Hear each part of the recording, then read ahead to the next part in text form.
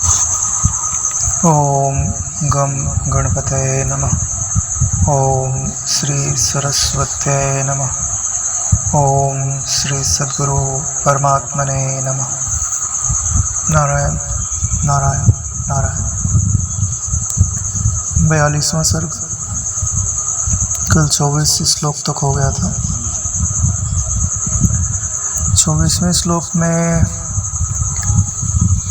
वशिष्ठ जी राम जी से कहते हैं कि हे साधो, यथार्थभूत वास्तविक ब्रह्म का तत्व ज्ञान होने से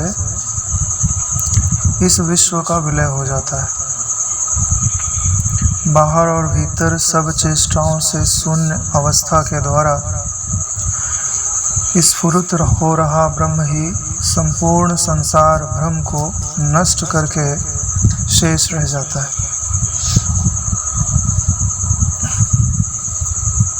तो ये पूरी की पूरी प्रक्रिया आ गई इसके अंदर, यानी वास्तविक ब्रह्म का तत्व ज्ञान होने से विश्व का विलय हो जाना चाहिए। अगर विश्व का विलय नहीं हो रहा है, और विश्व का विलय ऐसा नहीं है जैसा योग में होता है। योग में भीतर के विश्व का विलय हो जाता है अगर बाहर का विश्व रहता है। यहाँ स्पष्ट रूप से लिखा हुआ है बाह्य तथा आभ्यंतर सब चेष्टाओं से शून्य अवस्था, यानी बाहर भी शून्य और भीतर भी शून्य। तब जो ज्ञान सत्ता है, जो ब्रह्म सत्ता है, वो प्रकट हो जाती है। स्फुरित होने का अर्थ होता है कि वास्तव में तो जो स्फुरन हुआ है, जो अज्ञान से वेष्टित है, वह भी चिति का चमत्कार है, और उसको जो ब्रह्मबोध होता है वो भी चिति का ही चमत्कार है। जैसे बोला जाता है कि आपको अज्ञान किसने कराया? ईश्वर ने ही ना। अरे ईश्वर नहीं उपजाता, सृष्टि नहीं बनाता तो अज्ञान थोड़ी ना होता। तो बोले अज्ञान जैसे उसने कराया वैसे ही ज्ञान भी उसी की जिम्मेदारी है। अगर हम पूरे के पूरे उसको समर्पित हो जाएं, उसको पहचान करके समर्पित हो जाएं, ऐसे तो कहीं पे भी समर्पित हो जाते हैं। मजार के ऊपर भी जाके आदमी सिर टेकने लग जाता है। सच्चाई क्या है? समझ के द्वारा समर्पित होना। अगर आप उसको पहचान करके समर्पित हो जाओ तो इसी को तत्वज्ञानी बोलते हैं। तत्वज्ञानी कोई अपने बल से नहीं होता, पुरुषार्थ उसका जरूर है, लेकिन कृपा जो है उस तत्व की ही है। क्योंकि आपने सुना तो होगा कि दैत्यों ने आक्रमण करके स्वर्ग हथिया लिया, लेकिन कभी सुना वैकुंठ हथिया लिया? नहीं हथिया सकते, क्योंकि वहाँ उनकी गति नहीं है। भाई तीनों लोकों पे शासन कर लिया, स्वर्ग है, धरती है, पाताल, तीनों लोकों में शासन, लेकिन एक ऐसी जगह है जहाँ उनकी गति नहीं है। वहाँ कोई ईश्वर की मर्जी से पहुँच सकता है, उनकी मर्जी के बगैर वहाँ नहीं जा सकता। तो आपको जो तत्वबोध होता है, तत्वबोध एक तरह से परमात्मा का दर्शन है, लेकिन अपने मैं के रूप में। वास्तविक परमात्मा का दर्शन है। भक्ति में और ज्ञान में कोई खास अंतर नहीं है। जिसको बोलते हैं कि तत्वबोध होने के पश्चात भी कई लोग जो है विशिष्ट अद्वैत को स्वीकार करते हैं। किसके लिए स्वीकार करते हैं? बोले ज्ञान के रस से प्रेम का रस बढ़ा है।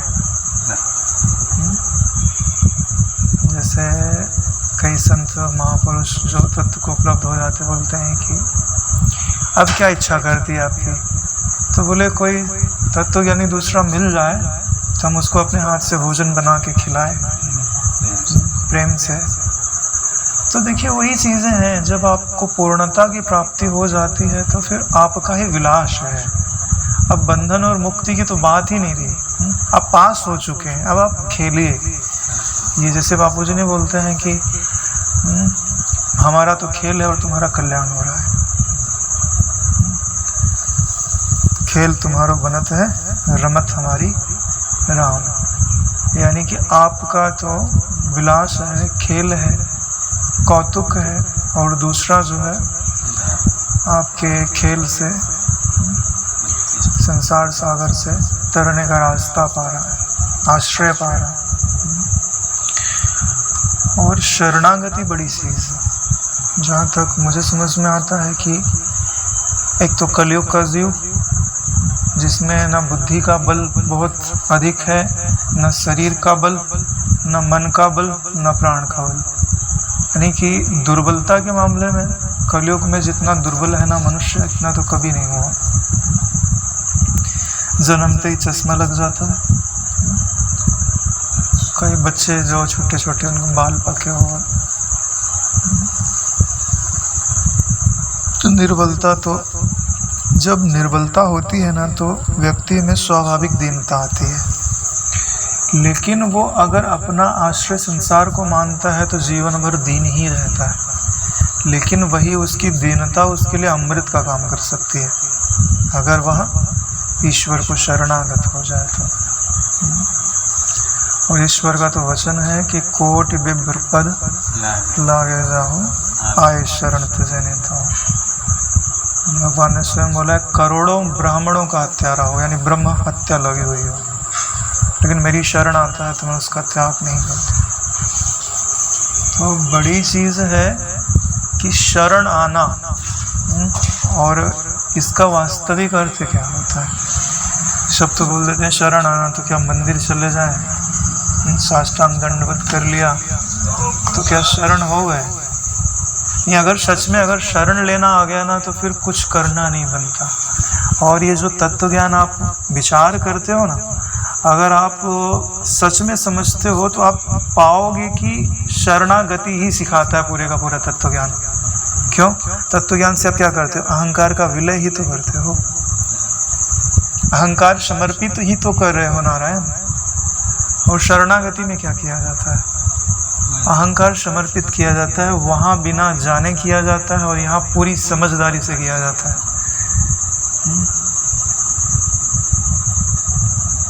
मेरी समझ में तो तत्व ज्ञान पूर्ण शरणागति है। क्योंकि तत्व ज्ञानी के लिए एक जो वास्तविक तत्व है, जिसको यहाँ वास्तविक ब्रह्म लिखा हुआ है, उसके सिवाय कुछ शरण लेने योग्य ही नहीं है। क्यों?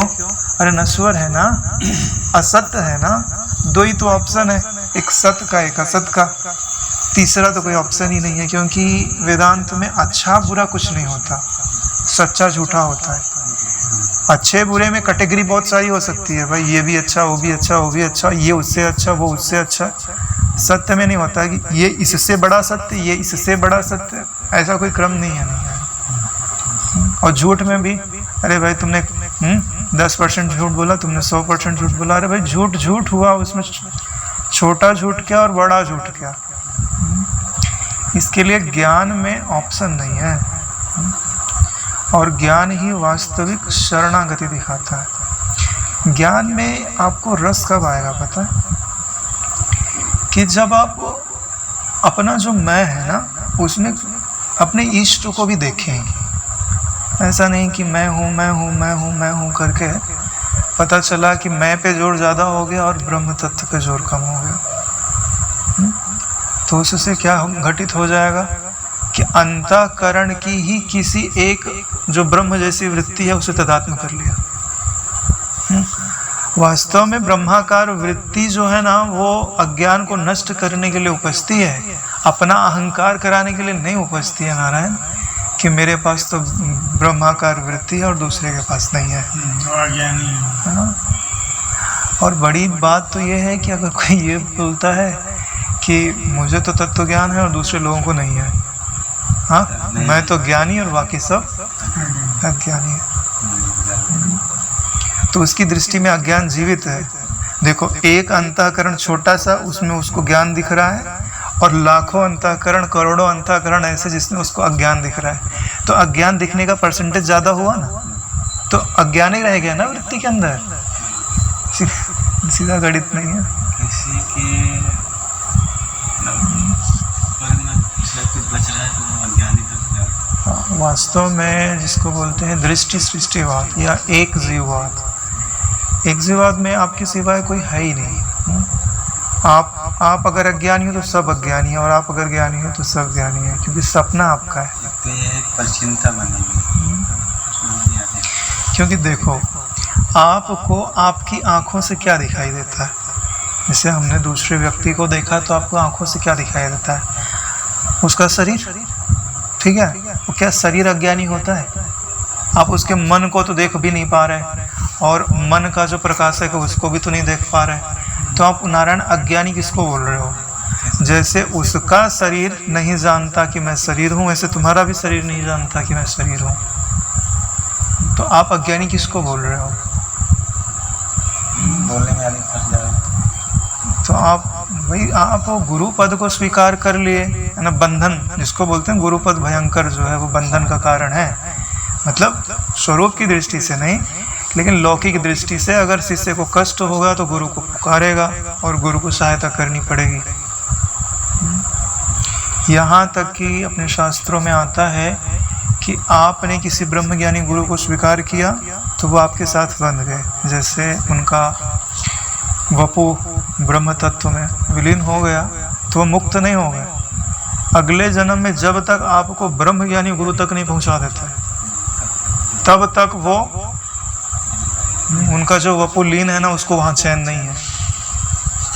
हाँ भाई, निश्चित हो जाए कि आदमी अच्छे रखते। अब ये सिक्योर हो गया। हाँ, उनको सिक्योरिटी देनी, क्योंकि ये तो बात समझदारी की नहीं है कि ये ब्रह्मज्ञानी अलग, वो ब्रह्मज्ञानी अलग। सच्चाई तो यही होती है कि गुरु सत्ता एक ही मानी जाती है। भूतकाल में जितने ब्रह्मज्ञानी हो चुके हैं और भविष्य में जितने होंगे, वो सब उसी गुरु सत्ता के अंग कहे जाते हैं, और वहाँ अंग अंगी भाव नहीं है, वही कहे जाते हैं। तो जो भविष्य में हो रहे हैं, भले उनका नाम रूप अंतःकरण अलग सा दिखाई देता हो, वास्तव में तुम्हारे ही गुरु होते हैं। तो कभी कभी हम बहुत संकीर्ण मानसिकता को धारण कर लेते हैं, अपने गुरु को एक ही सीमा के अंदर देखते हैं। जब हम अपने गुरु को सर्वात्मा नहीं देख सकते हैं, और ख़ासकर तो ब्रह्मज्ञानियों के अंदर नहीं देख सकते हैं कि भाई जैसे उड़िया बाबा जी हैं, अखंडानंद जी हैं, जिनको भी ब्रह्मज्ञानी स्वीकार किया जाता है, तो ऐसा समझना चाहिए कि ये सब हमारे गुरु जी के ही अवतार हैं। जैसे विष्णु जी के अवतार माने जाते हैं, और तो 24 ही गिने जाते हैं। यहाँ तो आपके गुरु जी जितने भी ब्रह्मज्ञानी होंगे, सब आपके गुरु जी ही का ही रूप है। ऐसा स्वीकार करिए, तब आपकी वृत्ति कम से कम उतनी तो फैली। फिर एक दिन आपको लगेगा कि जितनी भी आकृतियां हैं, चाहे वो अच्छी भासती हो चाहे बुरी भासती हो, एक ही तत्व है, वो गुरु तत्व है। गुरु गीता में इसी को तो बार बार समझाया गया है। कई बार हम सोचते हैं कि हम बड़े गुरु भक्ति की ओर जा रहे हैं, लेकिन हम परिच्छिन्नता की ओर जा रहे हैं। सच्चाई है। देखो, माँ तो माँ होती है, ठीक है ना, लेकिन यहाँ जो आपकी माँ है ना, वह अद्वितीय ब्रह्म है। परिच्छिन्न नहीं है नारायण। विचार करके देखिए, क्या एक ज्ञान तत्व के सिवा और किसी का अस्तित्व है? और आप रोज स्तुति करते हो केवलम ज्ञान मूर्तिम। इसके लिए भले किसी को सुनो मत सुनो, लेकिन उसको समझो कि ये गुरु से अभिन्न है। उसकी बात का वजन नहीं है नारायण, ठीक है, लेकिन ना उसके प्रति राग है ना उसके प्रति द्वेष है केवल गुरु बुद्धि। यानी कि गुरु का जो तत्व है उसमें इनकी आकृति बाधित है, मुझे दूसरी किसी आकृति से कोई मतलब नहीं है। अगर ये दृष्टि रहेगी तो हम उत्तरोत्तर विकास करते जाएंगे, क्योंकि हमें तो आकृति से मतलब ही नहीं है। ऐसा बोलते हैं कि गुरु भक्त के अंतःकरण में केवल एक ही आकृति जीवित रहती है, वो है उनके सद्गुरु की। लेकिन उनके बाद जो ज्ञान जीवित रहता है ना, उस पे ये ठप्पा नहीं लगा है कि ये मेरे गुरुजी ने बोला है तभी ये ज्ञान है। जितने ब्रह्मज्ञानी हैं उन सब के जो श्रुति सम्मत वचन है, वो सब उनको उनके गुरु के ही लगते हैं। अरे नारायण, आज नहीं तो कल आपको ये बात स्वीकार करनी पड़ेगी। बाबा जी बोलते जहाँ जहाँ अच्छा है स्वीकार। उनकी आकृति मत जीवित रखो, किसी भी संत का है तो उनकी आकृति मत जीवित रखो, समझो लेकिन ये कि मेरे गुरु ही इस रूप में प्रकट है और वही यहाँ से, क्योंकि आगे चल कर के ज्ञान को महत्व दिया जाता है, आकृति को महत्व नहीं दिया जाता। दूसरी जगह शरण ली जाती है, यहाँ शरण समझी जाती है कि उसके सिवाय तो, और यहाँ द्वैत त्रिपुटी भी नहीं है, शरण लेने वाला, शरण देने वाला और शरण के। तो यह जो श्लोक हमको बता रहा है, यह बता रहा है कि वास्तविक ब्रह्म का बोध होने पर विश्व का विलय हो जाना चाहिए, और विलय केवल भीतर ही नहीं, बाहर भी हो जाना चाहिए। अगर ऐसा होता है तो जो ब्रह्म तत्व है वो स्वयं आपके अंतःकरण में स्फुरित होता है। किस रूप में? अज्ञान निवर्तक ब्रह्माकार वृत्ति के रूप में, और संसार भ्रम को नष्ट करके स्वयं शेष रह जाता है। ये नारायण में अपने मन से नहीं बोल रहा, ये श्लोक है। तो इस बात पे ज़्यादा जोर नहीं देते लोग, जैसे वो ग्रुप था ना, उसमें भी लोग चर्चा करते थे, तो वृत्तियों के शांत होने को या विश्व के विलय होने पे ज़्यादा जोर नहीं दिया जाता, लेकिन जोर देना चाहिए, क्योंकि ज्ञान का फल विश्राम है। अगर आपको विश्राम प्राप्त नहीं हो रहा है तो आपने विचार करके कुछ नहीं पाया नारायण। दही को मथना उद्देश्य नहीं है, उसमें से मक्खन निकालना उद्देश्य है।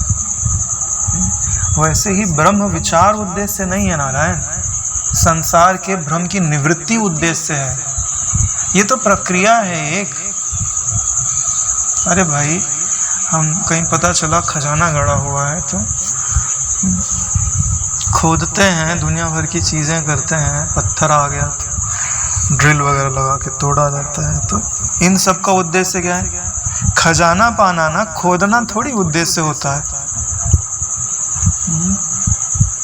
इसलिए राम तीर्थ जी को बोध हुआ तो क्या बोले? 184 के बंधन से थका, खोली कमर, अब रहा आराम पाना। काम क्या बाकी रहा? तो नारायण, आपको तत्व में आराम मिलना चाहिए, तो आपने तत्व ज्ञान का फल पाया। भाई मेरी दृष्टि में तो ऐसा ही है। अगर आप लोगों को कुछ भिन्न सा प्रतीत होता हो तो बताइए। भाई ब्राह्मी शांति जिसको बोलते हैं, नैष्ठिक शांति, ब्रह्मानंद। भाई श्लोक तो वशिष्ठ जी ने भी लिखा हुआ है, मैं अपने मन से थोड़ी ना बोल रहा हूँ। ये तो एक श्लोक है, इसके आगे और बोल रहे हैं। कहते हैं कि भावना रूप मन की एकमात्र कल्पना से उत्पन्न संसार भ्रम भावना त्याग एवं कल्पना रहित स्थिति से विनष्ट हो जाता है। तो यहाँ मन को क्या बोल रहे हैं? बोले भावना रूप मन एकमात्र कल्पना से उत्पन्न संसार भ्रम भावना के त्याग से और कल्पना रहित स्थिति से विनष्ट हो जाता है। तो यहाँ पे भी कल्पना रहित स्थिति का वर्णन है, यानी हमको इसको भी वजन देना पड़ेगा कि आपका जो अंतःकरण है वो ब्रह्म विचार के द्वारा कल्पना रहित स्थिति को प्राप्त हो रहा है कि नहीं। संसार भ्रम की भावना का त्याग हो रहा है कि नहीं। अब यहाँ बोलते हैं भावना रूप मन, इसका क्या अर्थ होता है?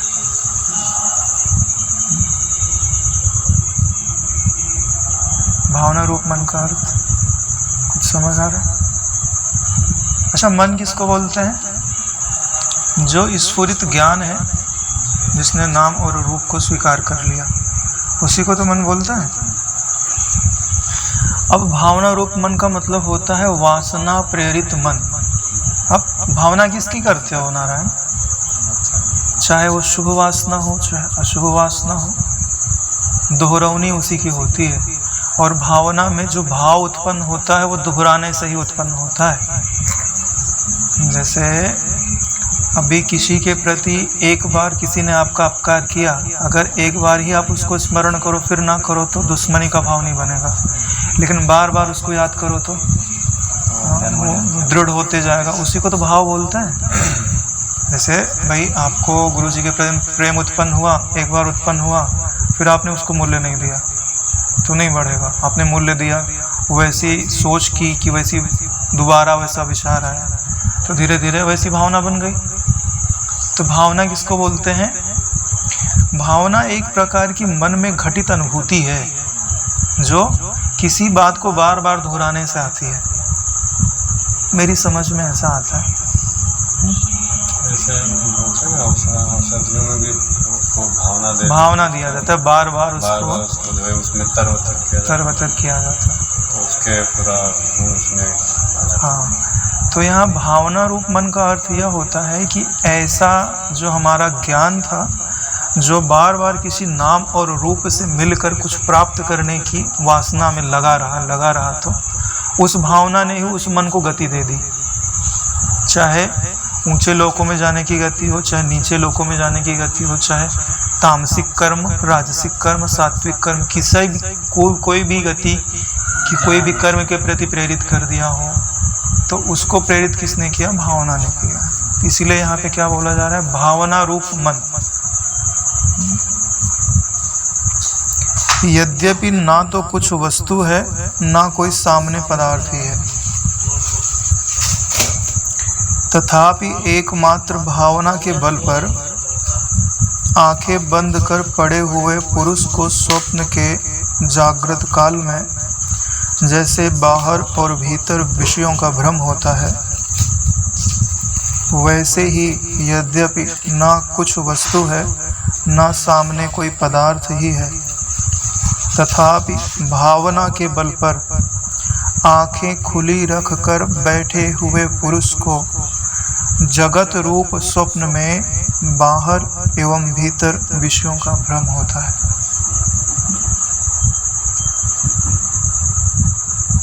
बहुत ही अपने अंदर गहरे अर्थ को संजोया हुआ यह श्लोक है। 2 श्लोक है, 25वां और 24वां। इनका कहना है कि जो आपको सामने वस्तु दिखाई दे रही है वह सामने नहीं है नारायण। कोई भी वस्तु आपके सामने नहीं है।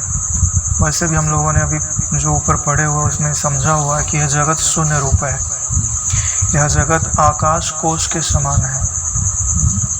तो अब उसी चीज़ को और सुदृढ़ करने के लिए कहते हैं कि जैसे यहाँ एक वर्ड आया है स्वप्न के जागृत काल में, और फिर जागृत के स्वप्न काल में। कितना अलग अलग शब्द बनाया है। स्वप्न के जागृत काल में यानी सपने में, और हम उसका अर्थ कैसे लगा रहे हैं? जैसे जगा हुआ हो। क्यों? क्योंकि वहाँ जो हमको अनुभव प्राप्त हुआ है उसको हमें विचार में लाना है, और फिर आगे जा कर के जो जागृत है अवस्था है उसको क्या बोलते हैं? जागृत जैसा स्वप्न। यानी स्वप्न में से ज्ञान लेना था तो उसको जागृत जैसा बना दिया। अब जागृत में शत्रु मित्र सुख दुख दे रहे हैं, बंधन में डाल रहे हैं, तो इसको स्वप्न जैसा बना दिया। कितना अच्छा शब्दों का चुनाव किया है। तो बोलते हैं कि आंख बंद करके पड़े हुए पुरुष को सपना दिखता है तो बाहर भी और भीतर भी उसको नाना प्रकार के पदार्थ भासने लगते हैं। अरे भाई, उसमें भी मन होता है, मन में अच्छा लगता है, बुरा लगता है, और बाहर भी दिखाई देता है ना दृश्य, भीतर बाहर दोनों है। बोले ठीक ऐसे ही भावना के बल पर आंख खुली रखकर बैठे हुए पुरुष को, ऐसा नहीं कि आंख बंद, आंख खुली है, बाहर भी विषय भास रहा है और भीतर भी विषय भास रहा है, ठीक हो वैसे ही है जैसे स्वप्न काल में होता है। यानी यहाँ न बाहर कोई वस्तु है न भीतर कोई वस्तु है। और यहाँ पे भी क्या लिखा है? भावना के बल पर, ठीक है ना। तो भावना अर्थात वासना, वासना का कारण क्या होता है? अज्ञान। वासना बिना अज्ञान के नहीं हो सकती। क्यों? क्योंकि आपको इच्छा प्राप्त वस्तु की होती है कि अप्राप्त वस्तु की होती है?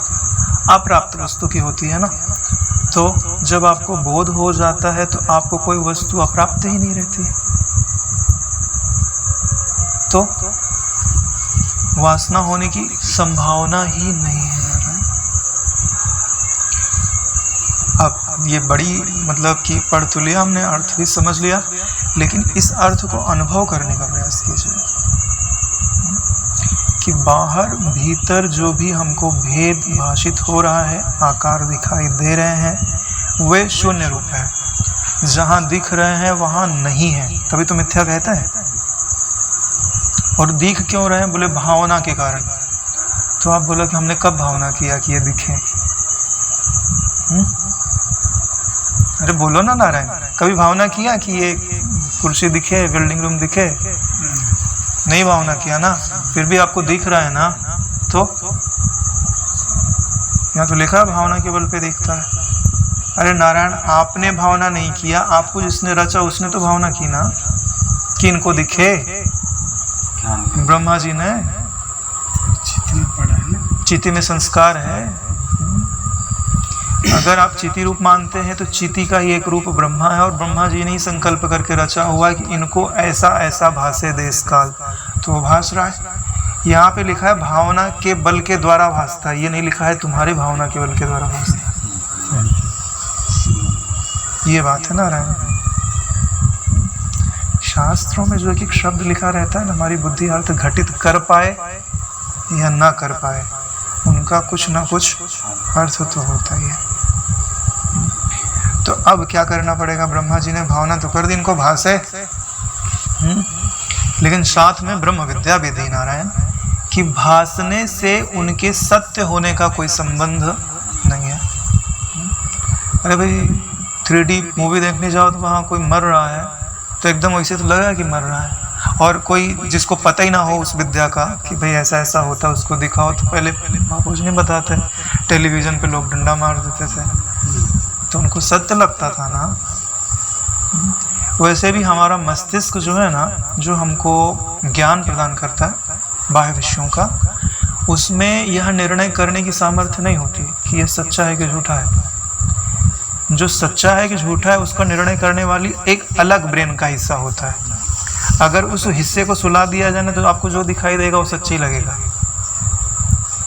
तो जो लोग कम विचार करते हैं उनमें सच्चे और झूठने को की परख कम होती है, क्योंकि वो हिस्सा जितना बलवान होगा उतना ही बता सकेगा कि ये सच्चा है कि झूठा है। और ये आत्मज्ञान क्या कहता है? उसी हिस्से को इतना जागृत कर दो कि जो तुमको अभी सच्चा लग रहा है ना वो भी झूठा लगने लगे। अरे नारायण, ये अभी लोग डिप्रेशन में क्यों जाते हैं? सोचने की बात है। घटना तो घट गई, अब उसी घटना पर उधेड़ बुन चालू है। तो नारायण, आपका हिस्सा जो उस ब्रेन वाला है वो क्या बोल रहा है कि जो तुम अभी सोच रहे हो ना ये सही है, ये सच्चा है। निर्णय उसने गलत दे दिया, उस माइंड ने गलत निर्णय दे दिया, ब्रेन के उस हिस्से ने उसने काम करना भूल गया, मेल फंक्शनिंग हो गई। तो उसने क्या बोला, जब तुम सोच रहे हो ना ये सही है, तो नारायण उसको सोचने मात्र से ही दुख होने लगता है, चिंता होने लगती है, परेशानी होने लगती है, डिप्रेशन में आ जाता है। भैया ऐसे भी लोग डिप्रेशन में गए जिनके पास करोड़ों रुपए धन था, रोने लगते हैं। अरे फांसी लगा के मर जाते हैं नारायण, इतना डिप्रेशन में जाते हैं। गलत दृढ़ भावना के कारण वो निर्णय ऐसा देता है। तो भैया जो निर्णय लेने वाला आपके मस्तिष्क का हिस्सा है उसको जो झूठा है उसको सच मत बनाओ। जो शास्त्र सम्मत झूठा है और हमको सच लगता है उसको झूठा बनाओ, तो निश्चिंत हो जाओगे। उन्होंने इसका उल्टा उपयोग कर लिया तो डिप्रेशन में चले गए। आप उल्टा उपयोग कर लो तो अरे डिप्रेशन का परिस्थिति भी होगी ना तो भी डिप्रेशन नहीं होगा, चिंता की परिस्थिति होगी तो भी चिंतित नहीं होगा। बापूजी के चेहरे पे सिकन देखा कब? तो इसमें क्या है ना कि ये जो जगत है अभी जो दिखता है, सच्चे झूठे का निर्णय तो बहुत पीछे छूट गया। अब क्या बोल रहे हैं कि जो आपको झूठा दिख रहा है ना उसका दिखना भी बाधित होना चाहिए। अरे नारायण, ऐसे नहीं पदार्थ अभावनीय अवस्था प्राप्त हो जाती है। यानी इसमें द्वैत दिन प्रतिदिन निर्बल होते जाना चाहिए, और एक समय ऐसा आना चाहिए कि इतना निर्बल हो गया कि भाई हट जा, जैसे कोई बलवान हो तो वही दादागिरी चल रही है, तुम जाओ सामने उठा पटक दे। बोले यार कुछ किया जाए इसका, तो कुछ युक्ति की गई, उसके खाने वाने में कुछ मिला दिया गया कि बेचारे को भोजन हजम नहीं हो, कुछ हो, धीरे धीरे दुर्बल होते गया। फिर एक दिन इतना दुर्बल हो गया, भाई अब बता तू, हाँ तो थोड़े से भी प्रयास से भाई थोड़ा धक्का देगो तो गिर जाएगा, हट जाएगा, तुम्हारे सामने नहीं जाएगा। नारायण ऐसे ही यह द्वैत है। यहाँ जो जगत अपने को दिखाई दे रहा है बड़ा हिष्ट पुष्ट है, तो बोले यार अब क्या किया जाए। तो ये जो आत्म विचार रूपी दवाई है ना, ये जो हमारी इंद्रियां ग्रहण करती है ना, उसको भोजन देती हैं, उसको पुष्ट करती हैं, उसके साथ आत्म विचार की दवाई उसके भोजन में डालते जा रहे धीरे धीरे, कि जो दिख रहा है वो वहीं दिख रहा है जहाँ नहीं है। यहाँ महेश भाई अभी बैठे हैं, थोड़ी देर बाद नहीं रहेंगे, क्या रहेगी? शून्यता। शून्यता सत्य है। शून्यता यानी कि ऐसी जगह जहाँ ज्ञान के सिवाय कुछ नहीं है। यानी जो आकाश तत्व है, असंग आकाश है, चिदाकाश है, वही सत्य है। उसमें आकृति दिखती है, प्रतीत होती है और मिट जाती है। तो अब इस सर्ग का उद्देश्य है कि द्वैत को निर्बल करते जाओ, और फिर एक समय ऐसा आ जाए कि आप बोलो कि भैया तू हट जा, तब उसको हटना पड़े, इतना निर्बल हो जाए। ऐसा नहीं है कि आप बैठे हैं कि भाई हे द्वैत तू हट जा, तो तुम्हारा ये विचार ही हट जाए और तुमको जो है द्वैत आकर के गला दबाने लग जाए। अभिमान क्यों होता है? क्योंकि कोई दूसरा है। राग क्यों होता है? कोई दूसरा है। मोह क्यों होता है? कोई दूसरा है। बंधन क्यों होता है? कोई दूसरा है। नरक में क्यों जाना पड़ता है? कोई दूसरा है ना। चिंता है, सब कुछ तबाही तबाही। तो नारायण, जब तक हम द्वैत को विदा नहीं करेंगे, द्वैत रूपी बीमारी जब तक हम में रहेगी, तब तक वो हमें चैन से सोने नहीं देगी। बीमारी हो जाती है ना, दर्द करते रहता है, तो न रात में नींद है न दिन में चैन। तो उस बीमारी को ठीक करना पड़ता है ना। तो ये जो हमको भी बीमारी लगी हुई है, काहे की बीमारी? परेशान तो वृत्तियों ने किया हुआ है ना? हम नहीं चाहते फिर भी दुखाकार वृत्तियां बन जाती हैं। फिर हमने सोचा भाई ये वृत्तियां क्यों बन रही हैं? तो बोले इच्छाओं के कारण। बोले इच्छा क्यों हो रही है? बोले जो हमको प्राप्त होना चाहिए वो प्राप्त नहीं है। बोले हमको सुख प्राप्त नहीं है, इसलिए सुख की इच्छा है। हम मर जाते हैं इसलिए जीवन की इच्छा है। हम सब कुछ नहीं जानते इसलिए जानने की इच्छा है। अरे नारायण, अभी कोई कहानी भी सुना रहा हो ना, तो भी यार इसके बाद क्या हुआ? जिज्ञासा क्यों होती है? जानने की इच्छा स्वाभाविक है। तो वासना के पीछे जो कारण है कि हमको सत्य, चित और आनंद चाहिए, इस कारण इच्छा है। तो बोले सत्य, चित, आनंद का है। बोले तुम्हारे स्वरूप में ही है, केवल अज्ञान के कारण अप्राप्त सा वास्ता है। तो वासना का कारण स्वरूप का ज्ञान हुआ, तो उसी अज्ञान की निवृत्ति के लिए लगे हुए। आगे कहते हैं, हे श्री रामचंद्र जी, भावना को शांत करके पाषाण के समान निश्चल होकर चिद एक रस होने से शिला से विलक्षण भीतर के आशिलाभूत यथा स्थित आत्म स्वभाव का अवलंबन करके एक रूप से स्थित रहिए। अभी आपका एक रूप है क्या? हाँ, आपकी गहराई में एक रूपता है, लेकिन जिससे आपने तादात्म्य किया हुआ है ना, उसमें एक रूपता नहीं है। 5 कर्म इंद्रियां हैं, 5 ज्ञान इंद्रियां हैं, 4 अंतःकरण है। अंतःकरण की हजारों वृत्तियां हैं, एक रूपता कहाँ है?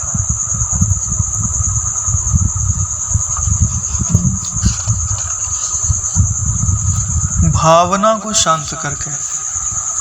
भावना को शांत करने का अर्थ क्या समझना चाहिए? वासना की गति को शांत करके, है ना भाई? यही अर्थ हो सकता है। भावना को शांत करने का और क्या अर्थ हो सकता है? वासना से ही भावना। एक बार पता चल गया ये रसगुल्ला कितना बढ़िया है, बार बार भावना होने लगी जिससे खाने से जाएंगे वैसे खाएंगे। पाषाण के समान निश्चल होकर यानी वृत्ति रहित होकर, इसको समझना चाहिए। तो निश्चलता किसके लिए बोला गया है? मन के लिए बोला गया। और किसके लिए बोला जाएगा? नारायण। क्यों? शरीर तो तुम्हारा स्थिर हो गया तो भी मन ही पूज रहा है। भावना को शांत करके पाषाण के समान निश्चल होकर यानी अपनी वृत्ति को नाम रूप हटा दीजिए। नाम रूप ही वृत्ति को विक्षेपित करता है, और नाम रूप तभी हटेगा जब वासना न्यून होगी, भावना शांत होगी। जब ये निश्चल हो गया तो उस निश्चलता में, उस शून्यता में जो ज्ञान है, अरे भाई शून्यता का प्रकाशक हो ना आप, तो वहां ज्ञान है ना। चिद एक रस होने से तो वहां पे एक रस ज्ञान है, उसको अपने मैं के रूप में स्वीकार कर लो। तो यहाँ पे लिखा है अशिलाभूत होकर, शिला के अंदर जड़ता है, लेकिन यहाँ चिद एक रस होने पर भी आप जड़ नहीं हो। अशिलाभूत का अर्थ क्या लेना चाहिए? चेतनता से, ज्ञान से लेना चाहिए। यथा स्थित आत्म स्वभाव का आलम्बन लेकर, अपना स्वभाव क्या है? आत्म स्वभाव क्या है? सच्चिदानंद। और कोई स्वभाव नहीं है। बोलो एक आध वर्ड।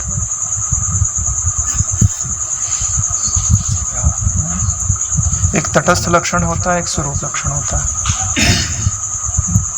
तटस्थ लक्षण तो सिर्फ इशारा करते हैं, स्वरूप लक्षण का ही अनुभव होता है। तटस्थ लक्षण कुछ अनुभव प्रदान नहीं करते हैं, वो खाली साइन बोर्ड है, ये इधर से निकल जाओ, इधर जाना है।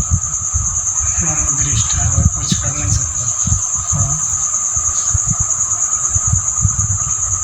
और पढ़ना है कि जब करने जाना है?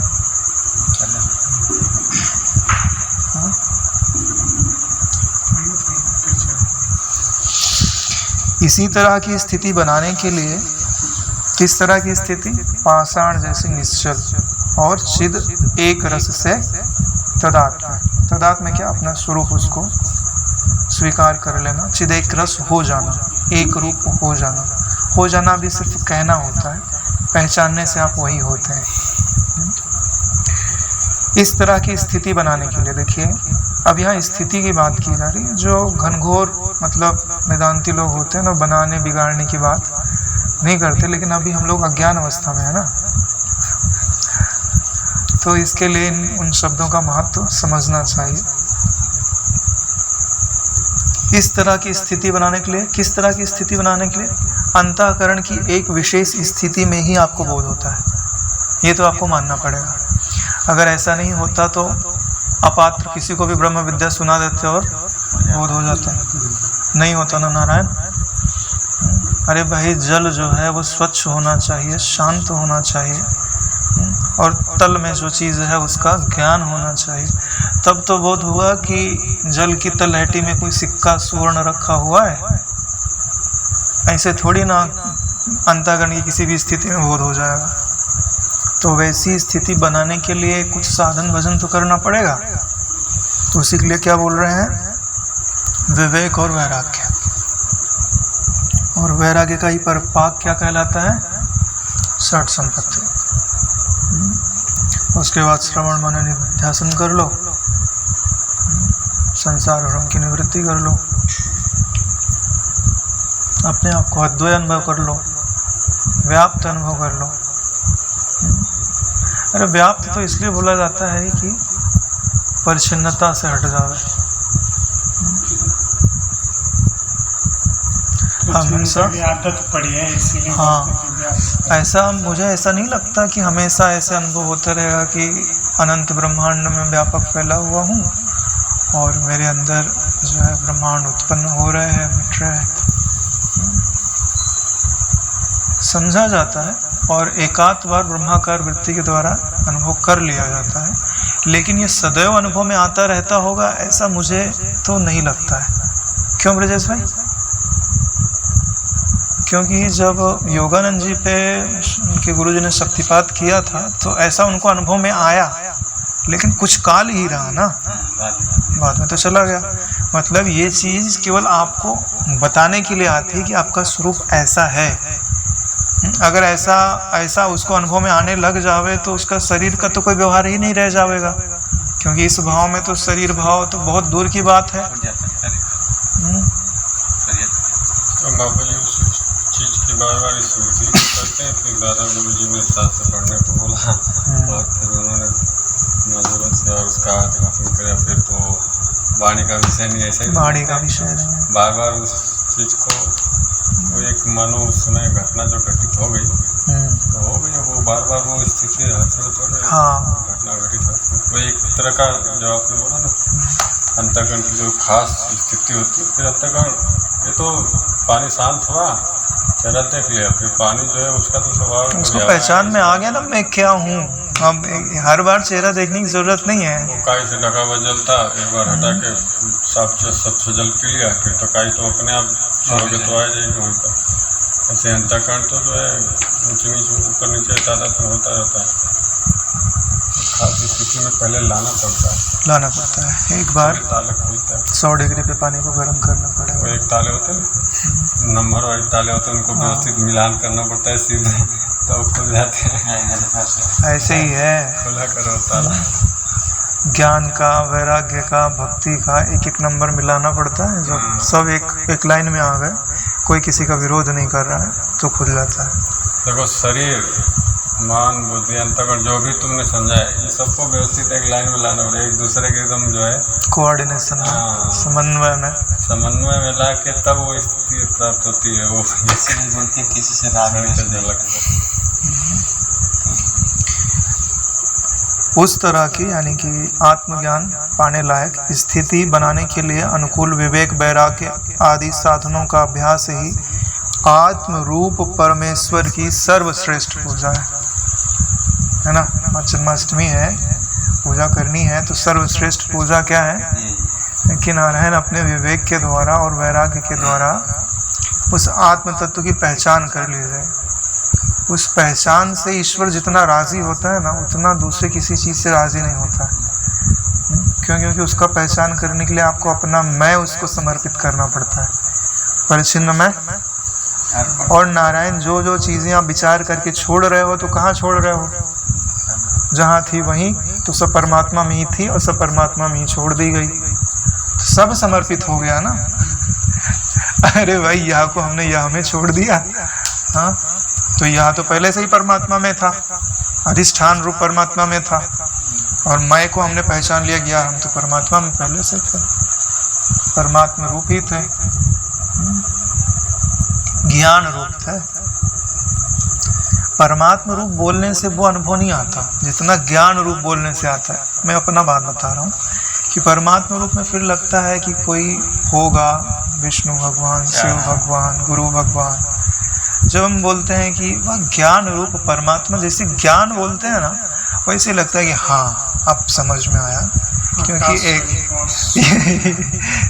क्योंकि ज्ञान का ही अपने को अनुभव होता है, या के रूप में भी और मैं के रूप में भी। हे श्री राम जी, पूर्ण विवेक रूप उपहार से, पूर्ण विवेक रूप उपहार से पूजन साधन प्रारब्ध प्राप्त अर्थों के द्वारा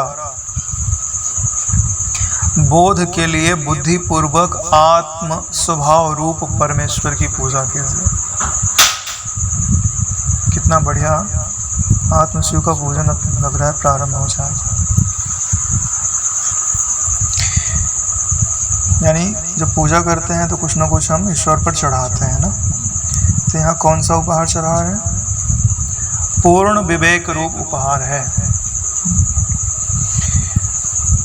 अपूर्ण विवेक किसे कहते हैं?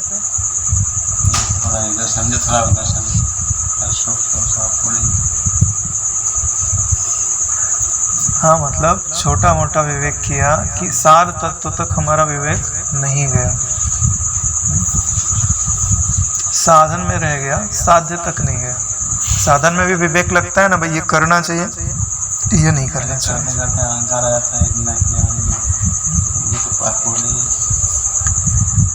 पूर्ण विवेक रूप उपहार से पूजन साधन प्राप्त अर्थों के द्वारा, यानी कि जब आप पूर्ण विवेक करते हैं तो आपको क्या प्राप्त होता है? निश्चय प्राप्त होता है स्वरूप का कि भाई ये सत्य वस्तु है, तो आप उसको ग्रहण कर लीजिए, ठीक है, और अपने आप को भाई अपना जो मैं है उसमें अर्पित कर दीजिए। सार वस्तु प्राप्त हुई ना कि जो ज्ञान मात्र तत्व है वो सत्य है, और ज्ञान में जो नाम रूप दिखता है वो कल्पित है। तो नाम और रूप से जो कल्पित चीज थी, जो ईश्वर नहीं था, वहां से अपना मैं उठाया और जो सार वस्तु मिली उसमें अर्पित कर दिया। इसी को बोलते हैं बुद्धि पूर्वक आत्म स्वभाव रूप परमेश्वर की पूजा करना। पूर्ण विवेक के द्वारा, या बोलेंगे पूर्ण विवेक रूप पुष्प के द्वारा परमेश्वर की पूजा कीजिए। विवेक से पूजित स्वात्मभूत परमात्मा तुरंत ही पूजा करने वाले को निरतिशय आनंद रूप प्रदान करता है।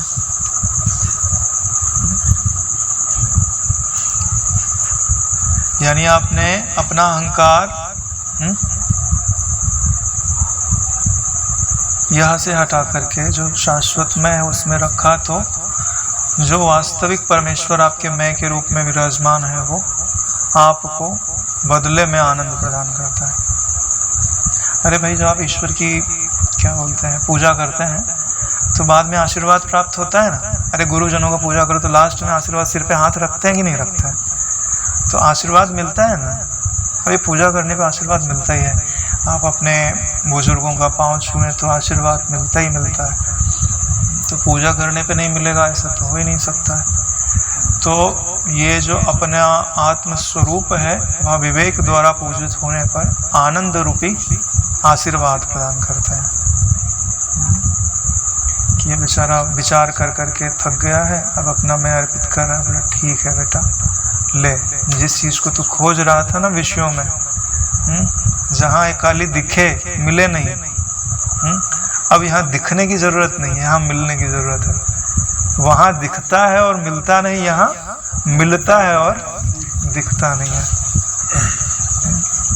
इस पूजा में रुद्र उपेंद्र आदि की पूजा तो जीर्ण शीर्ण तिनके के टुकड़े के सदृश हल्की पड़ जाती है। यानी जो बाह्य पूजा है वो, अरे नारायण आपने थोड़ी वस्तुएं चढ़ा दी और थोड़ी वृत्ति बनी नहीं बनी, आपने बोला कि हमारी तो पूजा पूरी हो गई।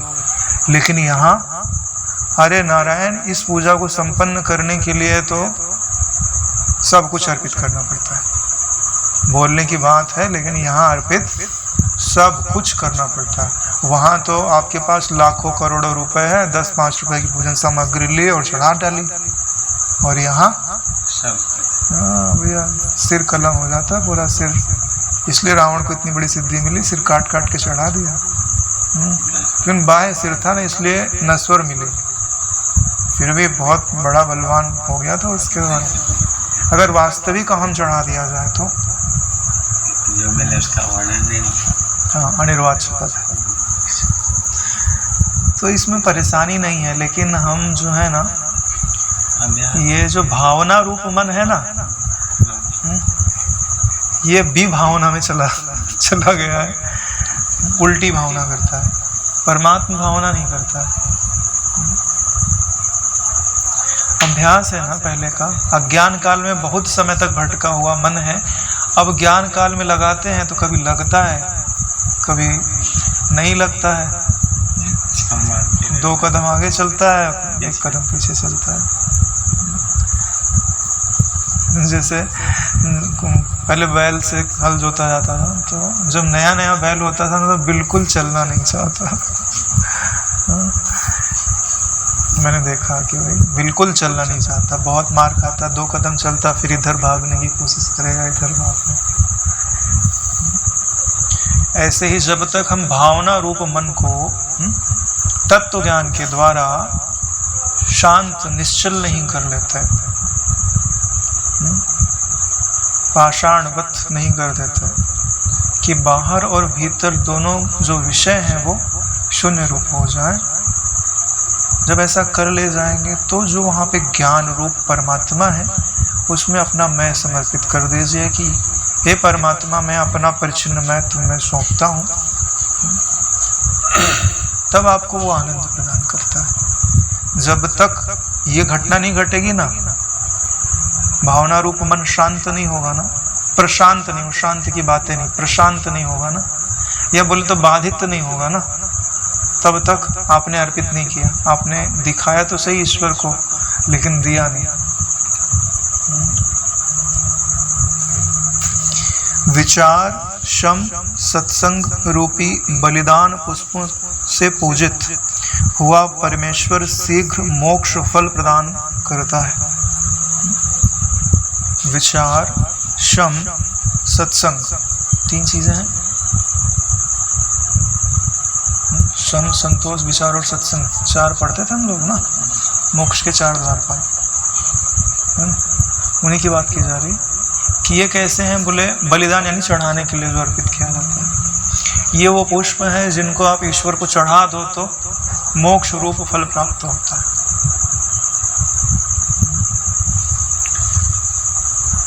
एक चीज और, यहाँ पे देवता का आश्रय लेकर के क्यों समझाया जा रहा है? क्यों? क्योंकि जो आप प्राप्त करना चाहते हैं वही वास्तव में परमात्मा है, और उसकी सम्मति के बिना आप उसको प्राप्त नहीं कर सकते। कोई ये अहंकार कर ले वे कि मैं विचार के द्वारा परमात्मा को प्राप्त कर लूंगा, परमात्मा के अनुग्रह की कोई जरूरत नहीं है, तो क्या प्राप्त कर लेगा वो?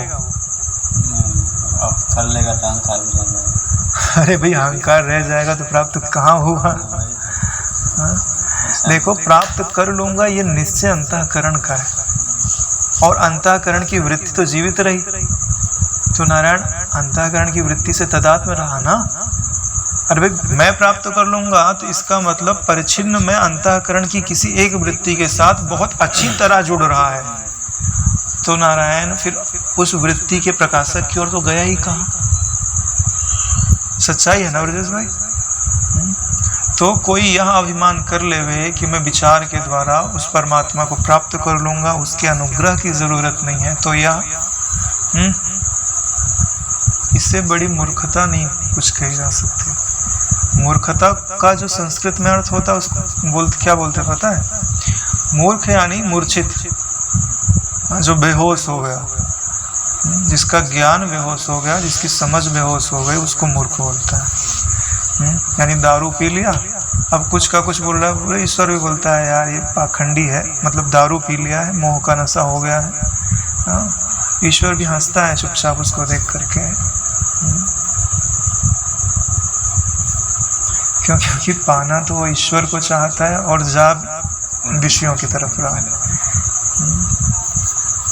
प्यास तो लगी है, जाना तालाब की ओर चाहिए, रेगिस्तान की ओर जा रहा है और बोल रहा है कि मैं यहाँ जल जो दिखाई दे रहा है ना, मृग तृष्णा वाला, उसको पीकर तृप्त हो जाऊंगा।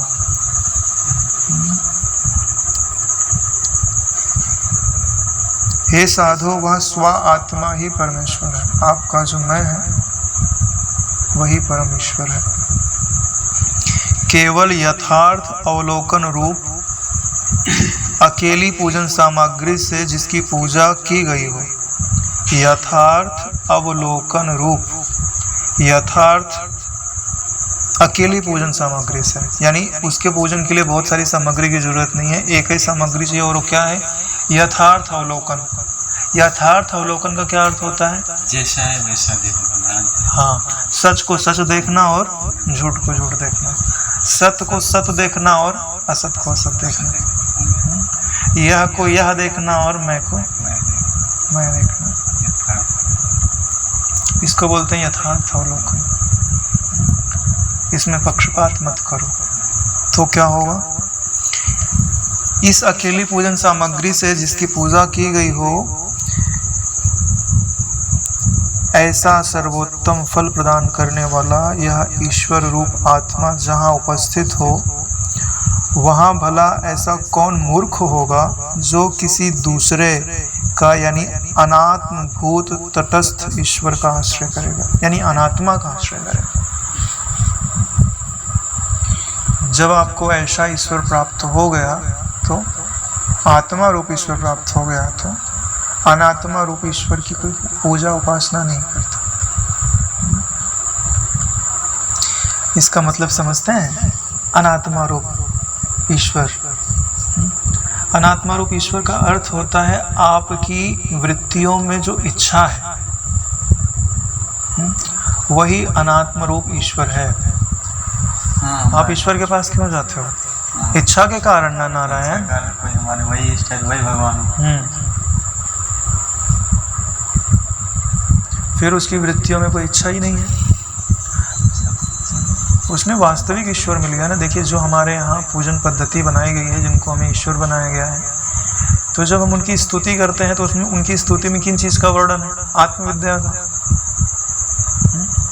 यानी मूर्ति तो सिर्फ आश्रय है, वो हमेशा किसकी ओर इशारा कर रही? इसी स्वात्मा रूप परमेश्वर की। तो यहाँ उनकी बात नहीं की जा रही है कि अनात्मा रूप जो ईश्वर होता है, अनात्मा है हमारी वासना, और वास्तव में हमारी वासना को ही हमने ईश्वर बना रखा है। पूरी हुई तो तुम ईश्वर हो, नहीं पूरी हुई तो तुम ईश्वर नहीं हो। तो हमने अपनी इच्छा को ईश्वर बना रखा है ना। हमको ईश्वर से क्या मतलब? ईश्वर का मतलब होता है तो ईश्वर का स्वरूप समझते, और ईश्वर का स्वरूप तो अपना आत्मा है, होता है यहाँ बताया ही सर। तो इसका अर्थ इसे नहीं लेना चाहिए कि बाहर जो हम ईश्वर का पूजन करते हैं वह नहीं करना चाहिए। नहीं, उसकी सहायता लेकर के अपनी आत्मा रूप ईश्वर का ही पूजन करना चाहिए। पूरा पूजन का फल प्राप्त होता है। और इसमें केवल एक ही सामग्री लगती है, वो क्या है? यथार्थ अवलोकन। और इसी यथार्थ अवलोकन में सहायता करते हैं सम, संतोष, विचार और सत्संग और पूर्ण विवेक। यही 3-4 चीज़ें आई हुई। चलो भाई 10 बजने वाला है। ओम सहनाववतु सहनौ भुनक्तु सह वीर्यं करवावहै तेजस्विनावधीतमस्तु मा विद्विषावहै। ओम शांति शांति शांति। श्री सद्गुरुदेव भगवान।